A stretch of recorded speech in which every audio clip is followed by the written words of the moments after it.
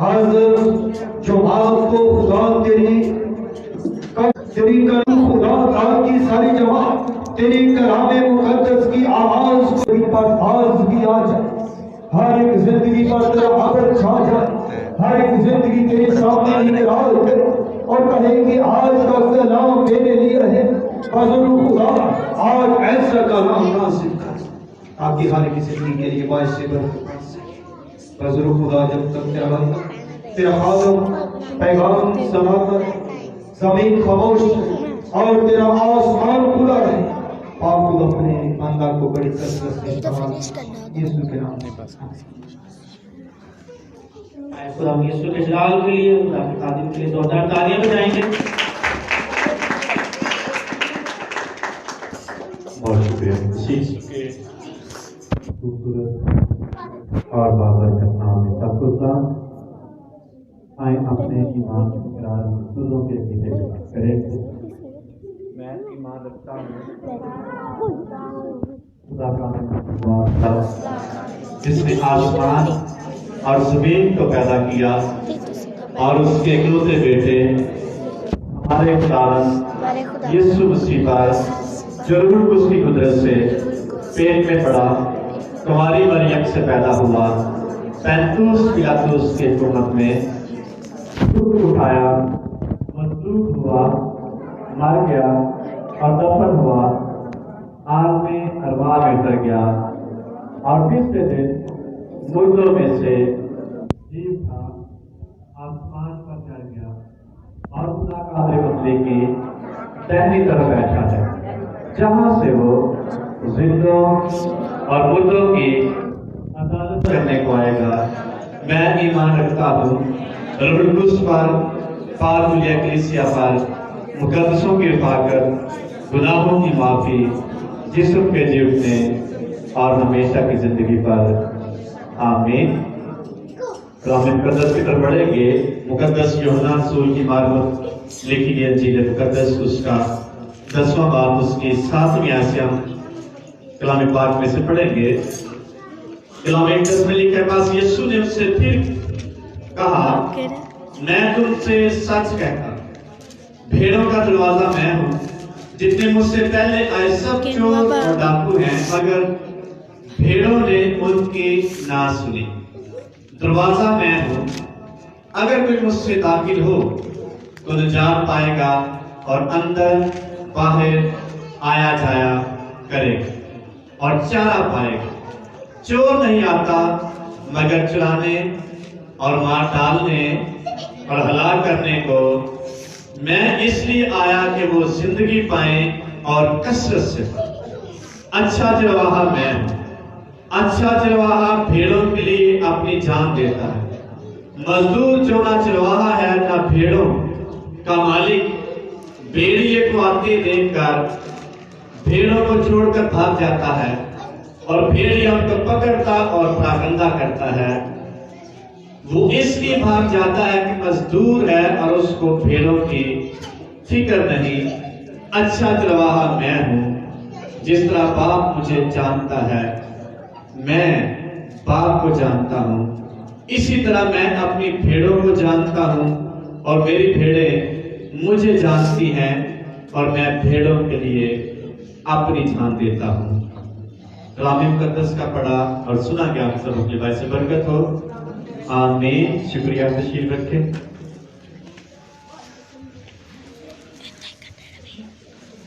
कौन कौन फारग है आज? मसरूफियात कौन कौन फारग? एक ही बंदा फारग? सारे फारग। और जो फारग शख्स होता है, मसरूफ नहीं होता, उसको टाइम की परवाह नहीं होती। आमिर भाई मुझे बता रहे थे, पेशावर चले जाएं, इस्लामाबाद चले जाएं, लाहौर चले जाएं, कराची, संडे सर्विस लोग ऐसे सेलिब्रेट करते हैं जैसे पढ़ा दे कोई खास चीज। और ईद को हम क्या करते हैं? अपनी सारी मसरूफियात को क्या करते हैं?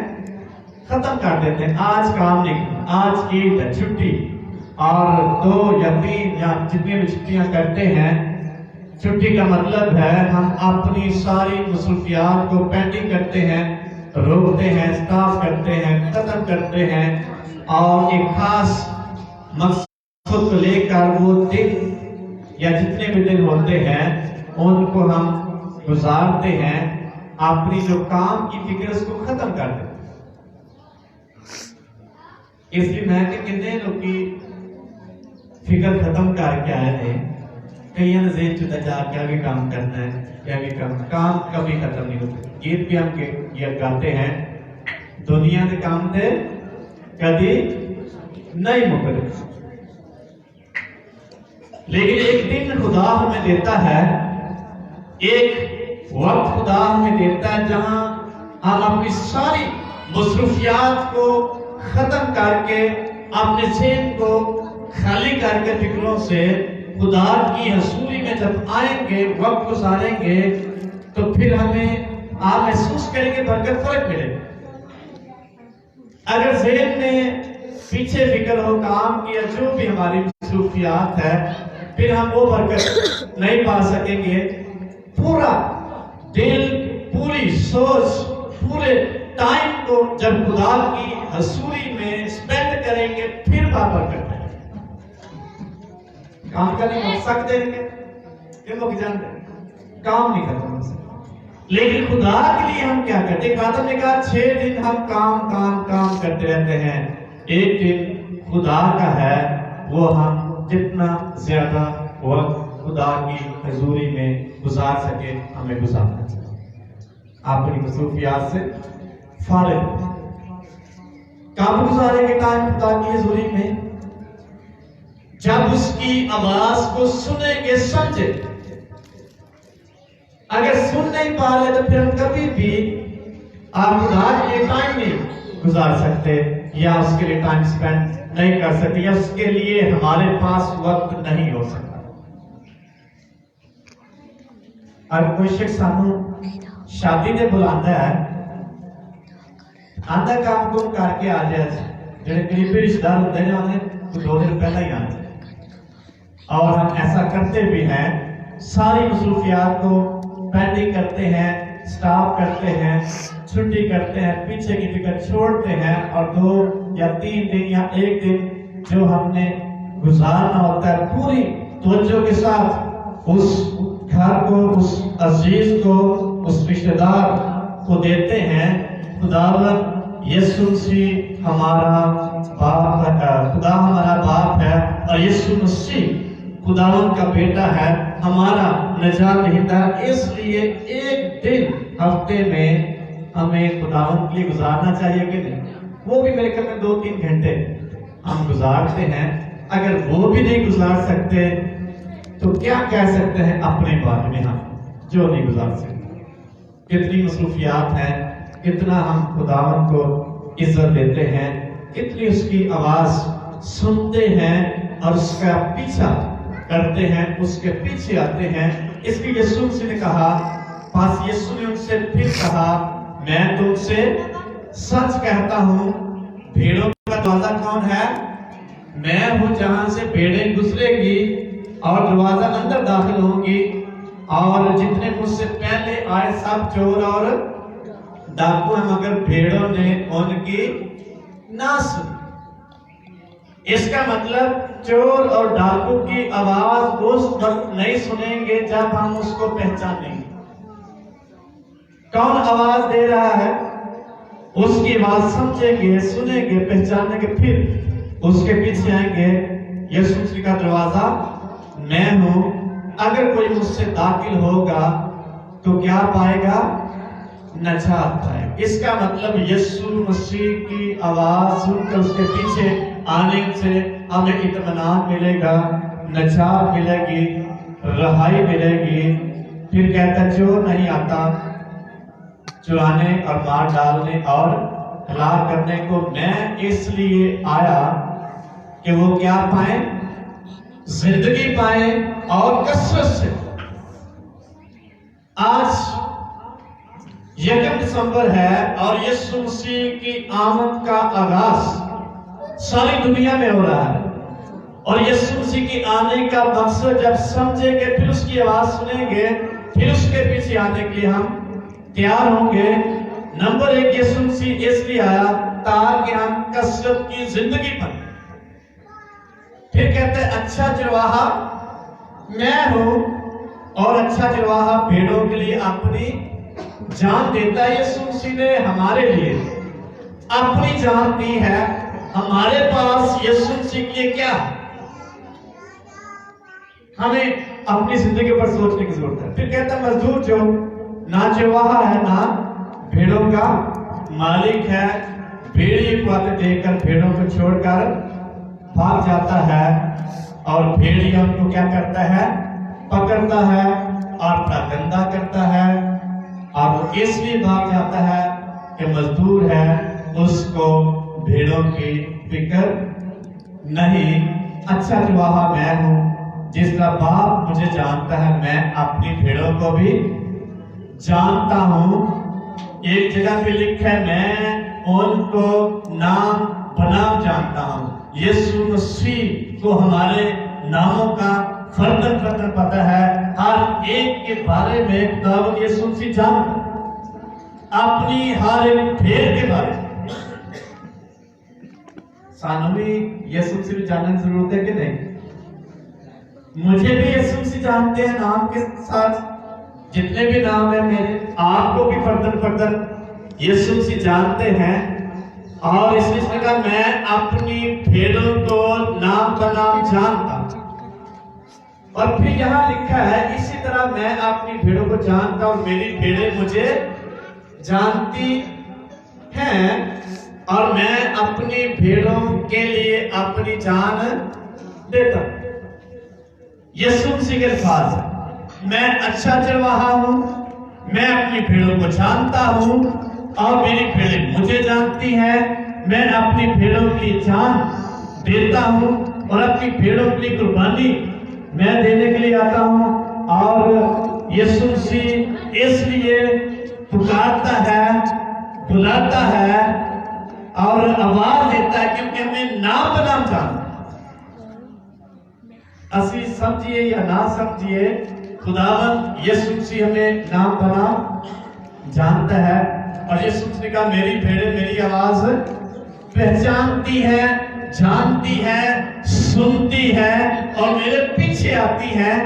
भेड़ें अगर यीशु मसीह की आवाज सुनकर उसके पीछे नहीं जाएंगी तो फिर क्या हो जाएगा, क्या हो सकता है? तो मिसालें दिए दो भेड़ों और बकरियों की। बकरियां क्या करती हैं, इधर उधर मुंह मारती, और भेड़ों को बाइबल मुकद्दस में कहा गया है वो बड़ी सादा सी होती है और चरवाहे के पीछे जाती है। जब इधर उधर ध्यान करेंगे तो कहां फंस सकती है भेड़, कहां फंस सकती, झड़ी, मुश्किल, दुख में, मसाइल में, आजमाइश में, इब्लीस के हाथ में आ सकती है, जो उसको फाड़ खाएगा, उसकी सोच को डाइवर्ट कर देगा, उसके ख्यालात को डाइवर्ट कर देगा, उसकी जिंदगी को तबाह कर देगा, उसके ख्यालात पर कंट्रोल करेगा इब्लीस। लिखे पत्रस खत में इब्लीस शेर बब्बर की तरह धाड़ता फिरता है, किसको फाड़ खाए। इसका मतलब अगर भेड़ें यीशु मसीह की आवाज सुनकर उसके पीछे नहीं जाएंगी तो फिर इधर उधर हो जाएंगी। इधर उधर जाएंगी तो या तो झाड़ी में फंस जाएगी या फिर इब्लीस के हाथों, उसके शिकंजे में आ जाएंगे, इब्लीस के कंट्रोल में होंगे और फिर वो निजात नहीं पा सकते। इब्लीस का काम तबाह करना, दुख देना। इसलिए हम देखते हैं संडे सर्विस में या इबादतों में कितने लोग खुदावंद यीशु मसीह की आवाज सुनकर आते हैं। यीशु मसीह आवाज देता है, देख मैं दरवाजे पर खड़ा खटखटाता हूं, अगर कोई मेरी आवाज सुनकर दरवाजा खोलेगा मैं उसके साथ अंदर आकर उसके साथ क्या करूंगा, आवाज कोई सुनेगा तो खोले, आवाज कोई सुनेगा तो उसकी हजूरी में आए, आवाज की सुनेंगे तो उसके पीछे आए, वरना उसकी बड़ी मसरूफियात है। एक तमसील हम देखते हैं, लेकिन बादशाह ने बड़ी ज़ियाफत की और उसने अपने सारे जान पहचान वालों को बुलाया और नौकरों को भेजा, सबको बुलाओ और कहो ज़ियाफत बिल्कुल तैयार है, आकर शरीक हो। नौकर एक के पास गए और उसने कहा मैंने खेत खरीदा है, मुझे उसको देखने जाना है, मुझे मजदूर रख और मैं शादी में ज़ियाफत में नहीं आ सकता। आवाज किसने दी है? बादशाह मालिक ने। और आवाज सुनने के बावजूद वो मालिक की बात नहीं सुन रहे, अपनी मसरूफियात में है, अपने कामों में। फिर एक के पास जाते हैं और कहते हैं, नौकर से कहते हैं ज़ियाफत तैयार है, मालिक ने हमें भेजा है। और उसने कहा मैंने नए बैल खरीदे हैं, मैंने उनको आजमाने जाना है, तो मुझे मजदूर रख, मैं ज़ियाफत में नहीं आ सकता। आवाज दी है मालिक ने, लेकिन वो शख्स सुन रहे नहीं रहा। फिर एक के पास जाता है, वो कहता मैंने नई शादी की, मैं ज़ियाफत में नहीं आ सकता। आवाज तो मालिक दे रहा है, आवाज तो बादशाह दे रहा है, लेकिन उनके पास टाइम नहीं है, वक्त नहीं। कई दफा हम खुदा की आवाज सुनते हैं और आवाज खुदा दे रहा होता है, लेकिन हमारे पास वक्त नहीं। दुनिया की मसरूफियात में इस कदर खो चुके हैं, इस कदर हम फिक्रों में दब चुके हैं, इस कदर हम मसाइल में जकड़ चुके हैं, हम खुदा की आवाज नहीं सुनते। जो आवाज भेड़ सुनती है वो उसके पीछे आती है, वो उसके लिए वक्त निकालती है, वो उसके पास आती है, वो उसकी हसूरी में आना पसंद करेगी। इसलिए जब सबको मैसेज दिया गया तो कहा गया ज़ियाफत बिल्कुल तैयार है, और मालिक कहते आओ मेरे घर में आओ और ताकि मेरे घर में रौनक। खुदा कहते उन्होंने बहानेबाजी की, फिर औरों के पास भेजा और उन्होंने भी आना नापसंद किया। फिर कुछ लोगों के पास मालिक ने भेजा, वो आ गए और नौकर ने कहा जगह अभी भी बाकी है। और मालिक ने कहा बादशाह का जाओ, मोड़ों पर जाओ, चरवाहों पर जाओ, जितने भी हैं सबको ले आओ और सारे आगे। और जो बुलाए हुए थे वो बाहर रह गए, वो ज़ियाफत में शरीक नहीं हो सके।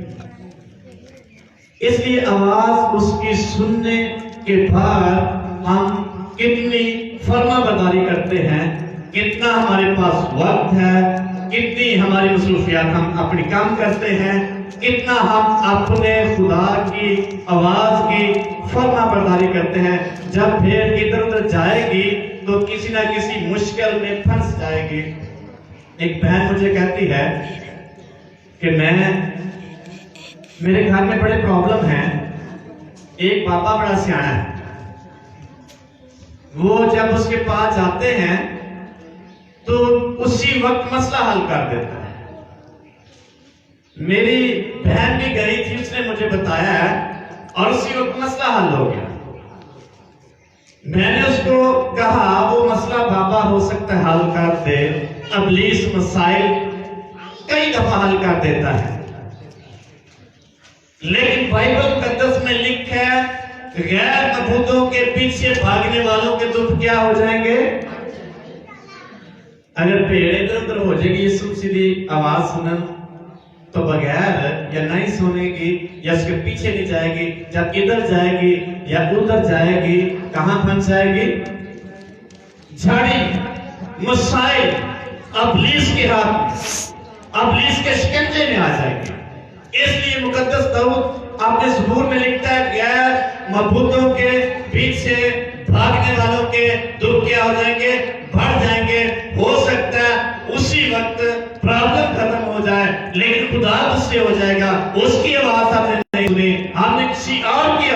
है, उसकी आवाज के पीछे हम नहीं।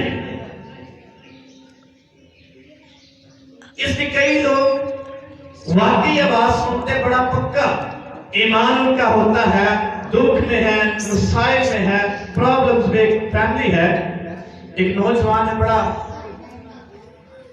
खुदा के साथ कमिटेड लगता है, और उसके घर में एक प्रॉब्लम है, पुलिस का बहुत जोर है, और मुझे कहते पास्टर बड़े लोगों ने कहा मुझे इधर जाए उधर जाए मसला हल हो जाएगा, दुआ का जवाब ही नहीं आता। लेकिन बड़े लोग मुझे कहते हैं, लेकिन मैंने सबको कहा है मैं यीशु मसीह के बगैर कहीं नहीं जाऊंगा, मुझे आराम आता है, मसाइल मेरे हल होते हैं, नहीं होते, मैं खुदावन के पीछे ही जाऊंगा। हालेलुया। इस कदर वो शख्स दुखी है, मुझे कहता मैं बड़ा शर्मिंदा, दुआ करने वाले हैं और इबादत करने वाले हैं, ईमानदार हैं, जब ये प्रॉब्लम लोगों को पता चलता है और मुझे बड़ी शर्मिंदगी होती है, ये मसला हल नहीं हो रहा, लेकिन मैं कहीं भी नहीं जाऊंगा, मैं सिर्फ अपने खुदावन यीशु मसीह के पीछे जाऊं। ये है ईमान, ये है फिर जो आवाज सुनती है उसके पीछे जाती है। अगर कोई शख्स यीशु मसीह की आवाज सुनता है और उसके पीछे जाता है, यीशु मसीह का वादा है, मेरी भेड़ें मेरी आवाज पहचानती है, जानती है, सुनती है, और मैं उनको इसलिए बुलाता हूं ताकि वो जिंदगी पाए और कसरत की। हालेलुया। तो फिर हमें आवाज सुननी चाहिए कि नहीं? सुन के पीछे आना चाहिए कि नहीं? रास्ते पर जाते हुए यीशु मसीह ने आवाज दी, दो भाई जाल बुन रहे थे और यीशु मसीह ने आवाज दी, मेरे पीछे वेले संकन सुनसान, बड़े मशहूर थे, लेकिन यीशु मसीह की आवाज सुनने के बाद उसके पीछे आए, अपनी मसरूफियात उन्होंने छोड़ दी और यीशु मसीह की आवाज सुनने के बाद उसके पीछे आए। क्या उनको किसी चीज की कमी रह गई थी? मसाइल की जिंदगी में थे, लेकिन उनकी जिंदगी में कसम की ब्लेसिंग, उन्होंने सारा कुछ छोड़ा और यीशु मसीह के पीछे आए, और यीशु मसीह के पीछे आने के बाद उसकी फरमा बरदारी के लिए वो तैयार। जो कुछ यीशु मसीह ने कहा उन्होंने किया। इसलिए यीशु मसीह के दुनिया में आने का खास मकसद है, वो अपनी भेड़ों को बुलाता है ताकि उसके पीछे आए। भेड़ों को क्यों बुलाता है? ताकि भेड़िया न भाग पाए, अब पुलिस के हाथ में ना आए, दुनिया में ना खो जाए, मुसाइल में ना खो जाए, दुखों में ना खो जाए। लेकिन कौन बचेगा?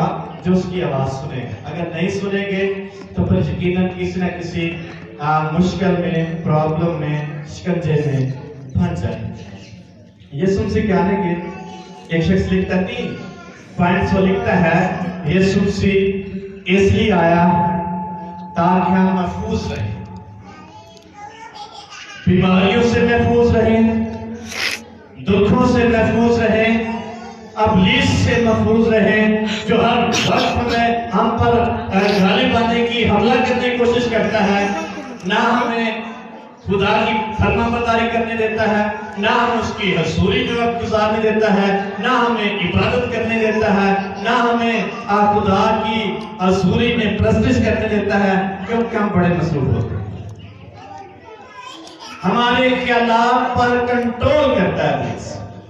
यीशु मसीह हमें उन सारी बातों से, मसाइल से महफूज करने के लिए आए हैं। नंबर 2, हमें आजादी देने के लिए आए हैं। आजादी महसूस करने खुदा ने दूर चाहे, कभी दिल करता थोड़ा हड़पाल खत्म हो, लंबी हो गई, इसका मतलब हम आजाद नहीं। यीशु मसीह इसलिए ताकि हम आजाद हों, आजादी से उसकी इबादत करें, खुशी से उसकी इबादत करें, और ईमान से उसकी प्रशंसा करें। नंबर 3, हमें कसरत की बरकत देने आए, और जब कसरत की बरकत देगा उसमें कसरत की जिंदगी का भी जिक्र है और कसरत की जिस्मानी ब्लेसिंग का भी जिक्र है। यीशु मसीह के अल्फाज हैं, सबसे पहले तुम उस्मान की बादशाही और उसकी रास्तबाजी की तलाश करो, ये सारी चीजें मैं तुम्हें क्या दे दूंगा इनाम में। और पादरी याकूब कैसे सरप्लाम से आते हुए कहते हैं इनाम का मतलब है चुंगा।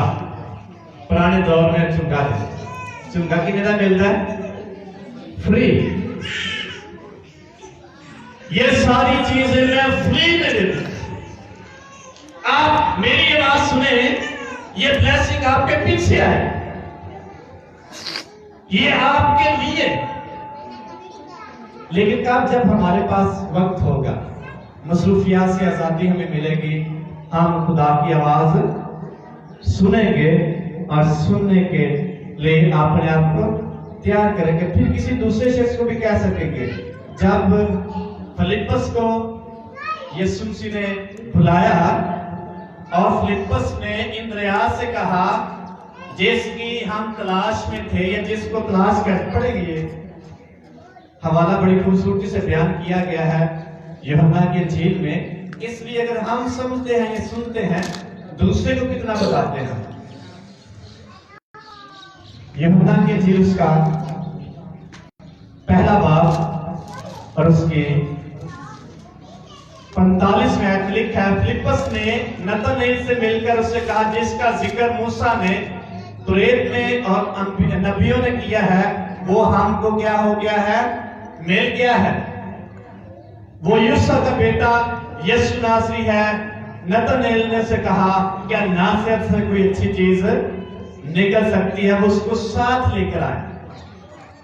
असि अगर बात सुनने हैं क्या किसी नाला है क्या किसी के पास जाते बताने के लिए कि जिसकी तलाश में थे वो हमें मिल गया, जिसकी हमें जरूरत थी वो हमें मिल गया, जिससे जिंदगी मिलती है वो हमें मिल गया, जिससे शिफा जारी होती है वो हमें मिल गया, जिससे इत्मीनान मिलता है वो हमें मिल गया।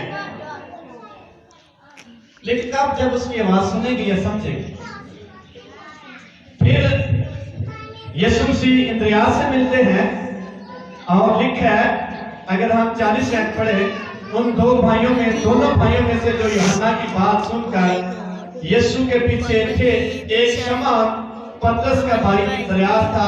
उसने पहले अपने सगे भाई शमौन से मिलकर कहा हमको ख्रिस्तस यानी मसीह किनू क्या सब तो पहला साढ़े भैन भरा सुनते पहले नंबर से सी आते आज इबादत है संडे में सारी मसूलियत खत्म करिए और असी खुदा के हुजूर से चाहिए आते हैं। कोई हमारा बेटा या बेटी अगर चर्च में नहीं आता उसको भी कहेंगे, बस उसको फोर्स नहीं करेंगे, उसको मजबूर नहीं करेंगे, उसको यीशु मसीह के बारे में नहीं बताएंगे। हम क्यों जाते हैं, उसकी भेड़े हैं, उसको जब बताएंगे नहीं कभी भी चर्च में नहीं आएंगे। फिर जो हमारे जानने वाला नतनएल उसका वाकिफ शख्स था, जानने वाला था, उसको उसने कहा अपने जानने वाले शख्स के पास गया जिसकी हम तलाश में थे। मैंने उसकी आवाज सुनी, मैंने उसको तलाश कर ली, वो मुझे मिल गया, आज मैं तुझे दिखाऊंगा। आई कि ना पहला कि ना पाने पढ़े अपनी भी फैमिली आ रही थी चर्च में आना खुदा की भेड़ होने का सबूत है। इसका मतलब ये नहीं इबादत करने के साथ हम ईमानदार बन सकते हैं, लेकिन ईमानदार शख्स की परवरिश कहाँ होती है, चर्च में होती है। ईमानदार का ईमान कहाँ बढ़ेगा, चर्च में बढ़ेगा। ईमानदार ग्रोथ कहाँ करेगा, चर्च में करेगा। ईमानदार के अंदर नेमतें कहाँ पर है, चमकेंगी, चर्च में चमकेंगी। ईमानदार शख्स कैसे किसी दूसरे शख्स को जी सकेगा, चर्च में आएगा। तब वो शख्स खुदा की हजूरी में से बाहर के जब निकलेगा, फिर वो किसी दूसरे की बरकत का बायस है। चर्च में जो यीशु मसीह के पास है, इसलिए कितना किसी को फोर्स करते हैं, और फोर्स कौन करेगा? जब खुद उसकी आवाज सुनेगा और समझेगा, वो किसी शख्स को फोर्स करेगा। वरना रूटीन की जिंदगी हम गुजारते रहेंगे, इधर उधर मुंह मारते रहेंगे। जैसे लिखा है, मेरी भेड़ें मेरी आवाज पहचानती हैं, जो दूसरी को नहीं पहचानती। जब इधर उधर हम जाएंगे, किसी न किसी मसले का, प्रॉब्लम्स का, बीमारी का शिकार हो जाएंगे। इसलिए चर्च जो है, यीशु मसीह की हजूरी जो है, खुदा की जो हैकल है, उसमें ईमानदार शख्स का आना नहायत जरूरी। कितना वक्त वो स्पेंड करते हैं अपने खुदावन के लिए, कितनी कुर्बानी वो करता है अपने खुदावन के लिए, या फिर बेचैन होते हैं। इसलिए यीशु मसीह ने कहा, मैं अच्छा चरवाहा हूं, और अच्छा चरवाहा अपनी भेड़ों के लिए क्या देता है? क्या देता है? बहनों, अच्छा चरवाहा यीशु मसीह के पास है, अपनी भेड़ों के लिए क्या देता है? भाइयों, क्या देता है अच्छा चरवाहा अपनी भेड़ों के लिए? जान देता है। उसने कुर्बानी दी ताकि अपनी भेड़ों को महफूज करे। उसने लहू बहाया ताकि अपनी भेड़ों को महफूज करे, और आवाज देता और कहता है, मेरा गोश्त फिल हकीकत खाने की चीज, मेरा खून फिल हकीकत पीने की चीज। जो मेरा गोश्त खाता है और मेरा खून पीता है, हमेशा की जिंदगी उसमें है, और वो मुझ में कायम और मैं। फिर जज या यीशु मसीह के पीछे आना जरूरी है, ईमानदार का या भेड़ का कि नहीं। इसकी आवाज अच्छा चरवाहा अपनी भेड़ों के लिए जान देता है। जब उसने जान दी और फिर कहा, जो मेरा गोश्त खाता, मेरा खून पीता है, हमेशा की जिंदगी उसमें है, मैं फिर आखिरी दिन उसको जिंदा करूंगा।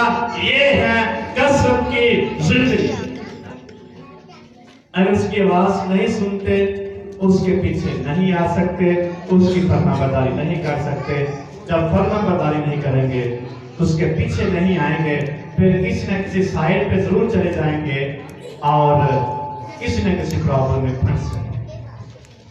फिर हमारे पास खुदावन के लिए वक्त नहीं होगा।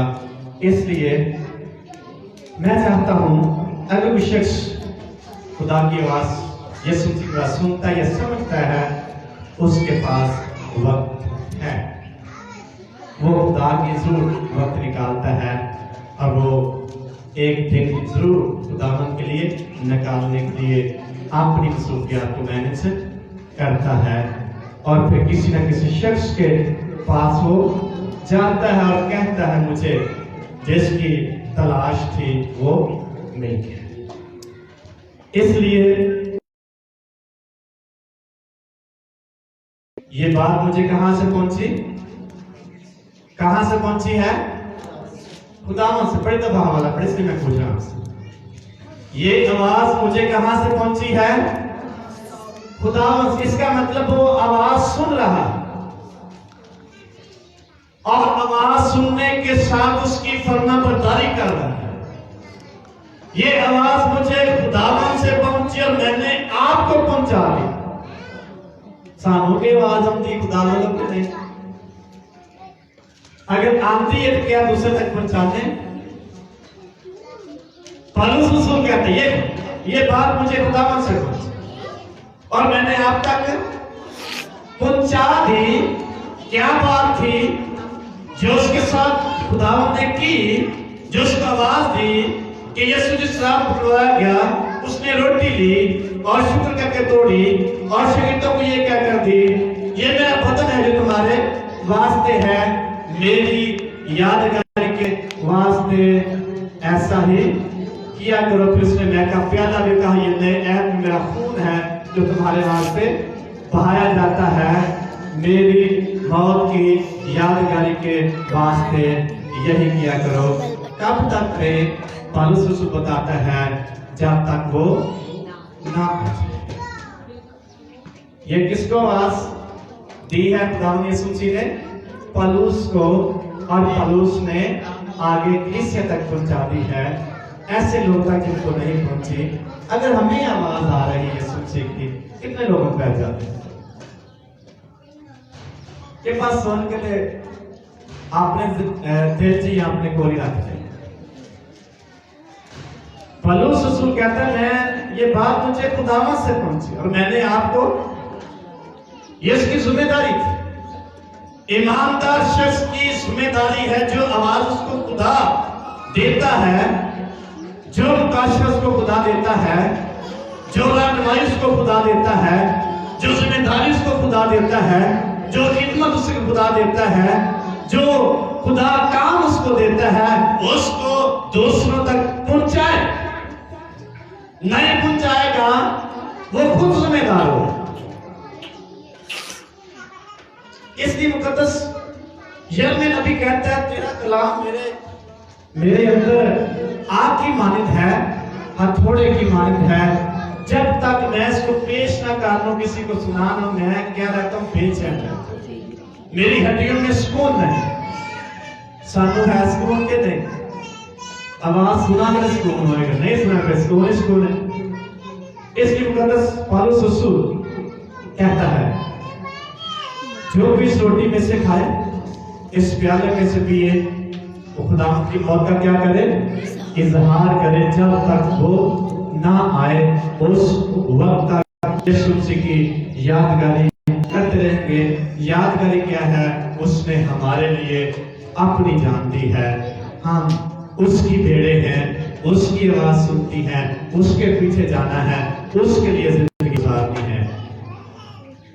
और फिर पौलुस रसूल कहता है जो भी नामनासक तौर पर इस रोटी में से खाए, इस प्याले में से पिएगा, वो उसके खाने पीने से क्या ठहरेगा? कसूरवार ठहरेगा। इसलिए आदमी अपने आप को जांचे।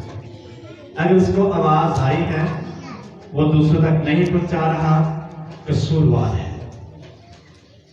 वो इस खास सैक्रामेंट से वाकिफ रखता है, दूसरा तक नहीं पहुंचाता, कसूरवार।